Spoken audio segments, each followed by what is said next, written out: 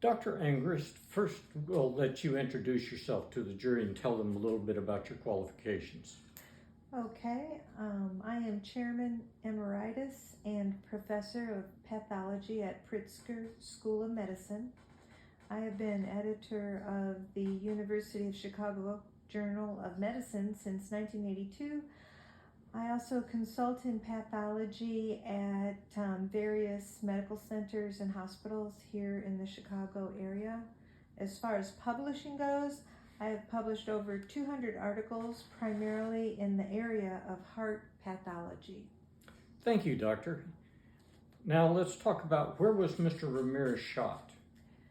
Mr. Ramirez was shot in the back at the right scapula. What's a scapula? That is also called shoulder blade. Thank you.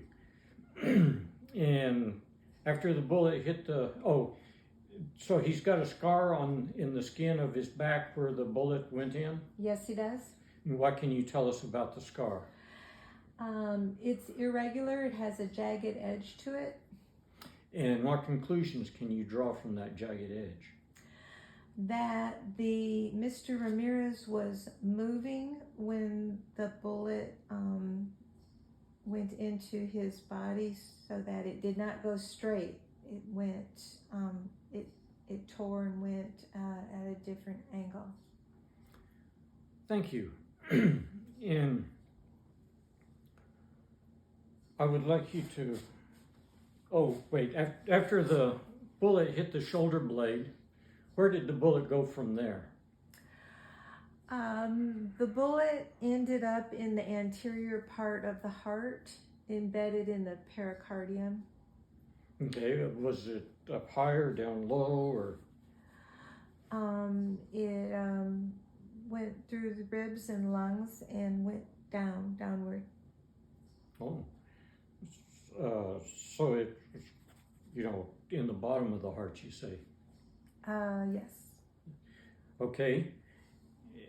In one of the medical reports, doesn't it actually say it actually traveled all the way over to the left side of the chest? Yes. Okay. I'd like to ask you about an illustration here that shows a little bit about the shoulder blade and how it's attached to the arm and how they work together. Would you, excuse me a second.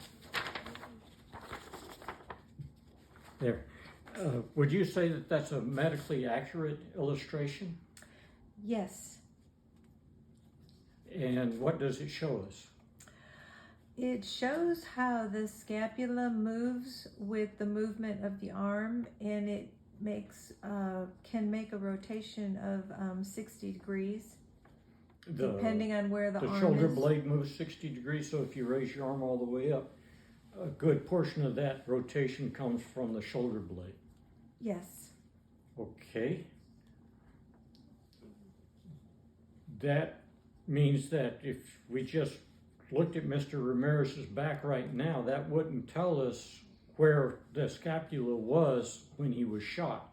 And so we'd have to try to figure out from other medical information that we don't have to try to figure out exactly the position of the scapula when he was shot. Yes.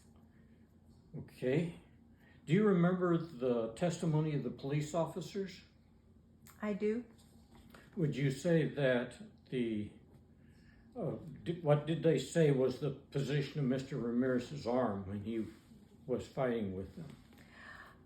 It was raised and going in a downward direction. Okay, so when that arm is raised, that rotates that scapula up away from the backbone, and he was trying to stab down. What was Mr. Levy doing at that time?